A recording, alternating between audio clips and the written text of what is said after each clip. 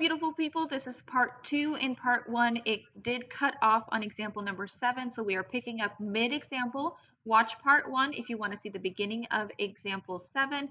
This is us finishing the problem. Hope you enjoy my video. Bye. Alrighty, beautiful people. Now, if you check on your calculator, 1504 divided by 6, that actually is not a perfect number. So unfortunately, the only way to continue this problem is to use the quadratic formula. Now, if you don't recall what the formula is, don't worry about it. There's always Google, right? Unless it's on an assessment. So you have minus b plus or minus the square root of b squared minus 4ac divided by 2a. Now, I have run out of room, so let me grab another sheet of paper. And I'm going to copy down the formula. I'm going to copy down the equation that we have. So I have 0 is equal to 6n squared minus 2n minus 1,504. Yes, those numbers are big. Don't let that scare you. It's going to be okay. The quadratic formula is negative b plus or minus the square root of b squared minus 4ac divided by 2a. Here's your a value, here's your b value. Make sure you take it with the minus. Here's your c value. And let's go ahead and start plugging stuff in. So negative b plus or minus the square root of b squared minus 4ac divided by 2a. Now let's start figuring out what this is. Calculator is going to be very helpful. So I have a 2 plus or minus the square root of 4 minus 6 times 4 is 24 times a negative 1504. And that's all divided by 12. So I have negative 24 times a negative 1504.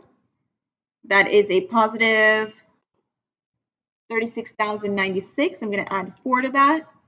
So I have 2 plus or minus the square root of 36,100, all divided by 12. I'm going to take the square root. Now, if you don't have the square root button, all you have to do is just raise it to the 1/2 power. And that gives me the square root is equal to 190. Okay, so here's where things get a little bit trippy because you have two things. You have this plus or minus. So you have 2 plus 190 divided by 12, and you have 2 minus 190 divided by 12. So 2 plus 190 divided by 12, that gives you 16. 2 minus 190 divided by 12, 2 minus 190 divided by 12.